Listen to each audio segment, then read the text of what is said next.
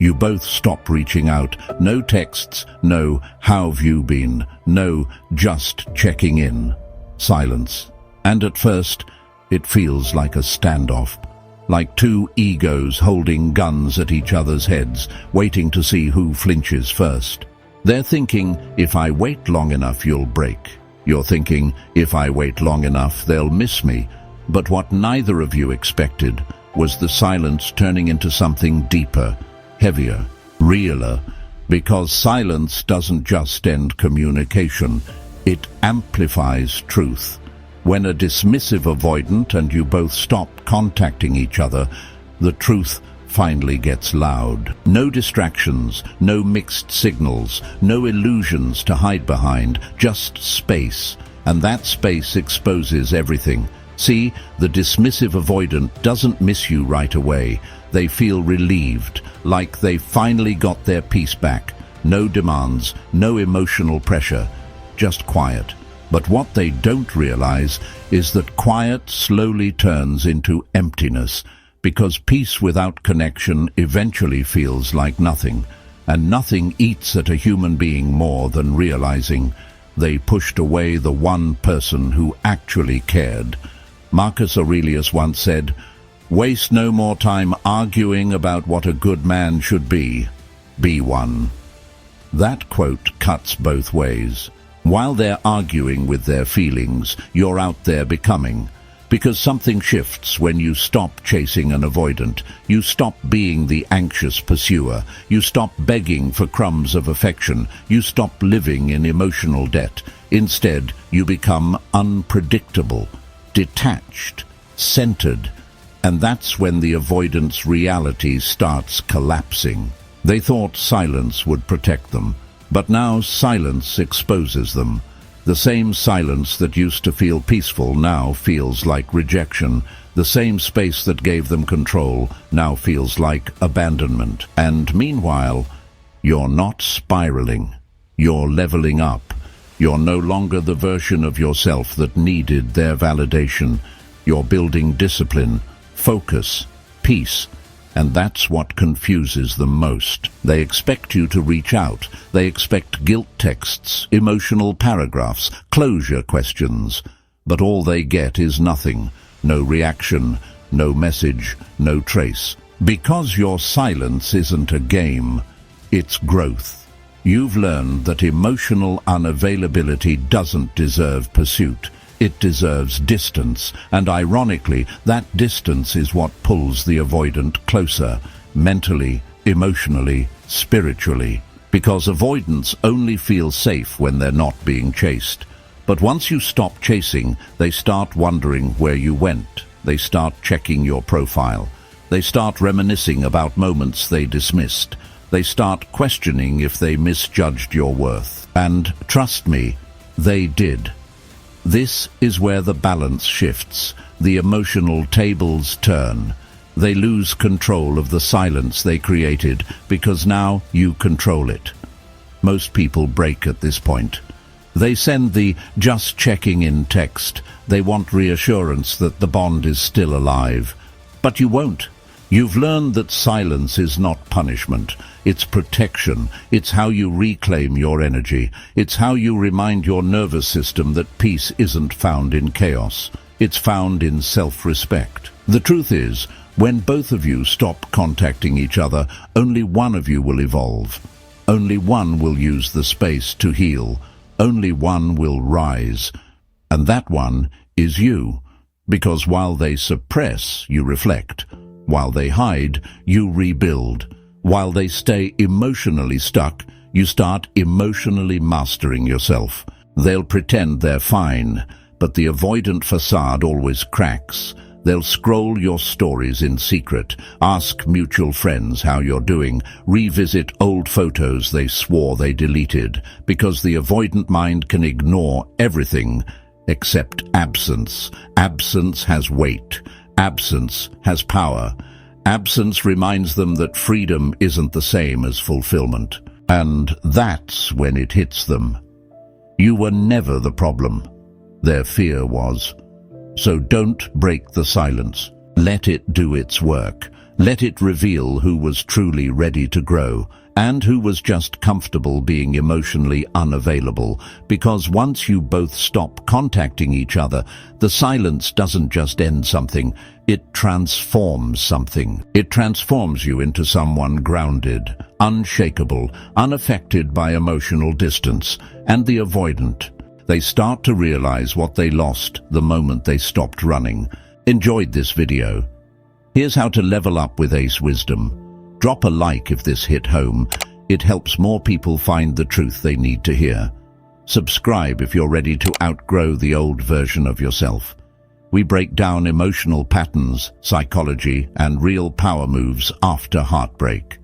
If you're serious about healing, detaching, and becoming untouchable, this is your space. Turn on all notifications so you never miss when a new video drops. Want deeper insights, plus exclusive content? Join the channel membership, Spark of Wisdom, Wisdom Warrior, or step it up a notch by becoming an Ace of Aces member. The link is in the video description.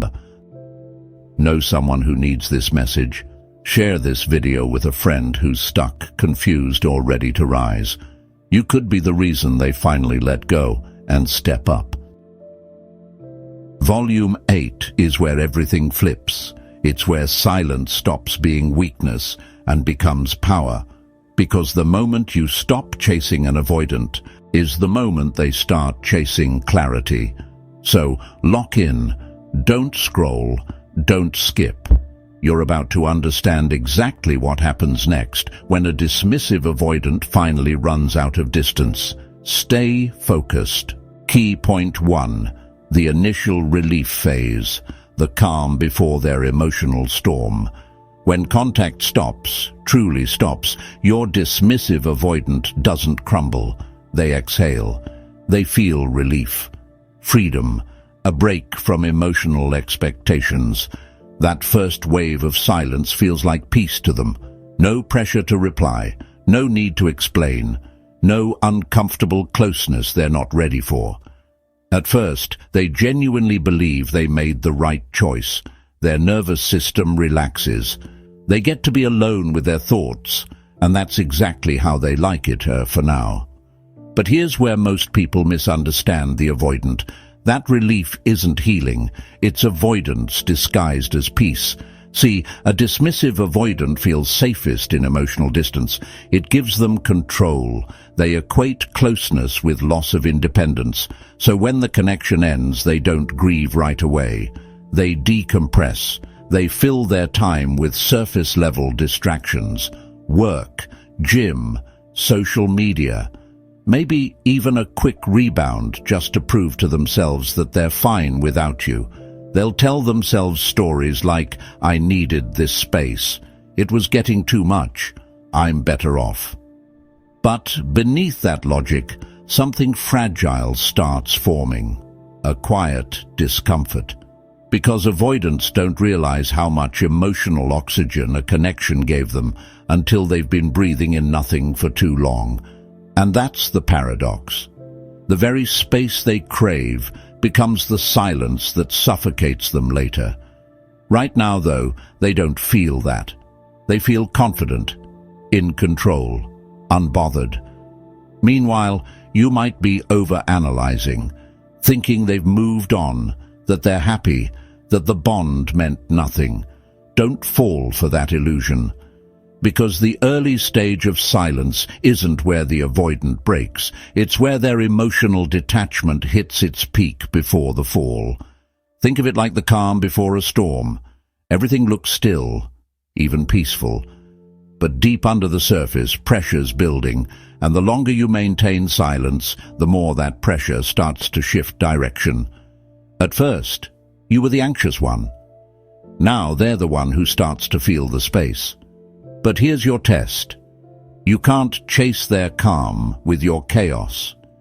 You can't interrupt their illusion of control with your need for reassurance, because the person who breaks silence first loses emotional leverage. Your silence is power. It tells them, I'm no longer the emotional safety net you get to drop when convenient. And trust me, they notice that shift, even if they'll never admit it out loud. The avoidance peace phase is temporary. It's a coping phase, a mental defense mechanism that slowly crumbles as time takes away the distractions they hide behind. So don't misinterpret their calm. It's not closure, it's containment. They're not healed, they're paused.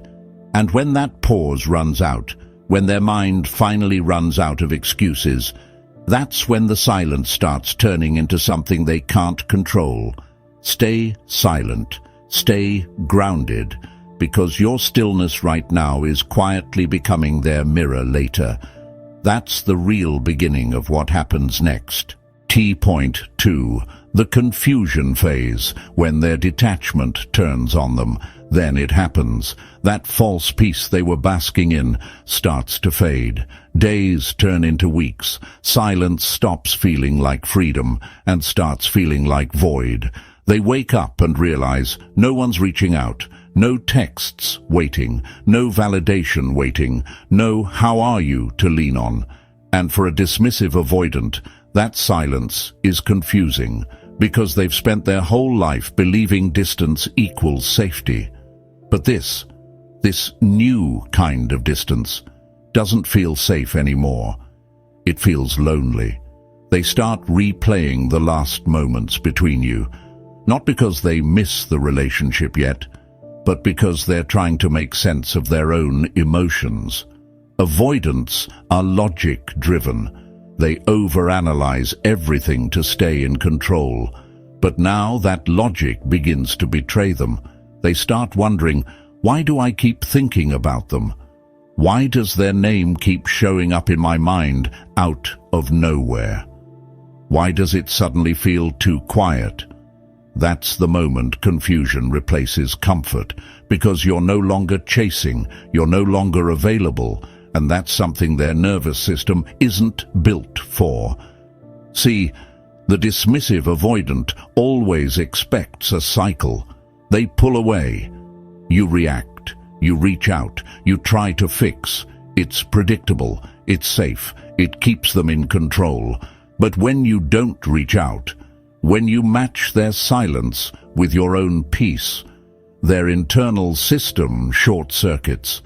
The absence of reaction becomes the new trigger, because now they're the one who feels unseen. They may not show it on the surface. They're too proud, too guarded. But the cracks start to show in subtle ways. They scroll through your profile. They linger on your name longer than they'd like. They check mutual friends' stories hoping to see your face. They even reread old messages, pretending it's just curiosity. That's not curiosity. That's confusion, slowly morphing into emotional recognition. The Stoics said, "The obstacle is the way." For the avoidant, silence becomes that obstacle. It forces them to confront everything they've been running from. The comfort of solitude starts feeling like punishment, and that's when the ego begins to panic. They might start projecting, maybe you never cared. Maybe you're already seeing someone else. Maybe you were fake the whole time. But those thoughts aren't truth. They're defense. It's easier for them to demonize you than to admit they miss you. It's easier to say you changed than to face the reality that you evolved. And while they spiral through that confusion, you're finally regaining peace. You're no longer waiting for their text. You're no longer attached to their moods. You're not checking their page. You're checking your purpose. That's what makes your silence powerful. It's not about punishment. It's about recalibration. Because while they're fighting to suppress emotion, you're learning to regulate it. That's the difference between escaping loneliness and mastering solitude. So don't break, don't explain, don't rescue them from their confusion. This is the part of the silence that reshapes the dynamic forever. They thought they could control distance. But now, distance controls them. They thought silence would make them forget you. But now, silence is the only thing that reminds them of you. And the more they sit with that discomfort, the more their walls start to bend. Not because they're ready to love you again, but because for the first time they're realizing what real loss feels like. That's the power of mutual silence. It doesn't destroy connection, it exposes it.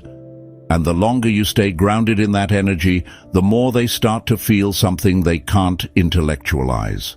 Regret. Key point 3. The regret phase. When the silence starts speaking louder than words. This is where everything flips. The avoidance logic finally loses its grip. Silence stops feeling like a boundary and starts feeling like punishment. They don't show it. They'll still post like everything's fine, still act detached, still play the calm, controlled character they've built their whole life around. But inside, something's cracking, because that silence they once craved, now it's echoing. It's the sound of no one checking in, no one chasing, no one reminding them they mattered. That's when regret quietly walks in, not loud, not dramatic, just persistent. See, dismissive avoidants don't regret immediately after the breakup. They regret when they feel replaced in energy. When they sense that you've accepted the ending and you're no longer emotionally orbiting them, their mind starts looping through every memory they minimized. That one night they felt safe with you, that one conversation where you truly saw them, that one moment where they almost let you in but didn't, and suddenly that independence they fought to protect starts feeling like isolation. Because, here's the truth, avoidants crave connection too. They just don't know how to stay connected without losing control. But now, you've taken that control back. You're calm, you're detached, you're unbothered. And they can feel it. They don't understand how you detached so fast. They can't compute how someone they expected to wait just stopped waiting. And that's where the regret phase begins. They start romanticizing the bond they once dismissed, rewriting the story in their head, telling themselves you were different, that they just weren't ready, that timing was wrong. But deep down, they know the truth. They had something real, and they sabotaged it. They start checking your online status, scrolling through your posts for clues, wondering who you're talking to, who you've become without them. And that curiosity, it's not just nostalgia, it's loss disguised as pride. They start trying to feel your presence again, but your silence makes it impossible. No replies, no stories directed at them, no emotional breadcrumbs to follow. They used to control the silence. Now the silence controls them. And that's when they begin to spiral in private, the same way you once did. They think about reaching out.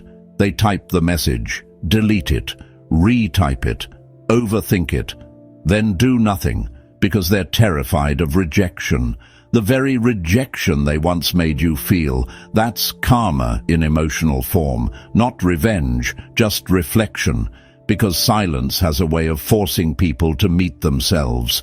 And what the avoidant meets in this phase isn't peace, it's pain. The pain of realizing they pushed away the one person who gave them unconditional acceptance.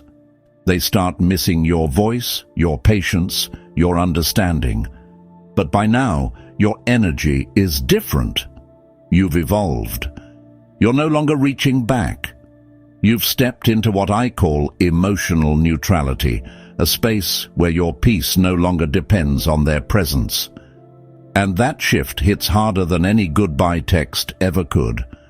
Because when they sense you've emotionally released them, that's when the bond truly breaks for them.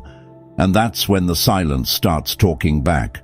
Every quiet morning, every empty bed, every moment they want to share something but can't. That's the silence reminding them of you. That's the silence they can't escape. Before we continue to key point 4, I want you to pause and comment one thing right now. Silence became my power. Say it not for attention, but as a declaration that you're no longer the chaser. You're the centered one, the grounded one, the one they can't forget. Because in this phase, the person who once feared losing control finally realizes they lost you. The shift of power from silence to sovereignty. Now you understand what truly happens when both of you stop contacting each other. It's not just no contact, it's transformation through distance. At first, the avoidant feels free, then confused, then haunted. And eventually, they're humbled by the silence they once thought they could handle. Because silence is not empty. It's full of answers. It reveals who's growing and who's looping, who's healing and who's hiding, who's ready to love and who's still running. And by now, you've seen it clearly. You're not the same person who needed their attention. You've become the version of yourself that commands attention by energy alone. That's the power of not reacting. That's the power of emotional discipline. That's the power of choosing peace over panic. Let them wonder. Let them replay. Let them overthink the silence they created. Because while they spiral trying to figure out where it went wrong, you've already built a life that no longer needs their presence to feel full.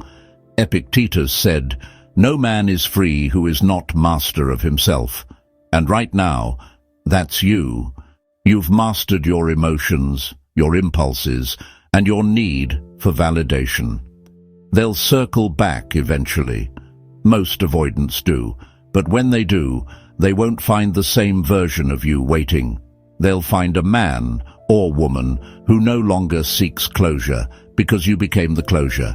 That's what Volume 8 is about, their breaking point, your breakthrough. So if you've made it this far, you're not just watching a video, you're evolving in real time. Hit that subscribe button and turn on notifications right now, because the next episode dives even deeper into what happens when the avoidant finally faces the consequences of your absence. And remember, you didn't lose them, you found you. That's the real win. That's the real freedom. That's ace wisdom. Stay grounded, stay powerful, and I'll see you in episode 12.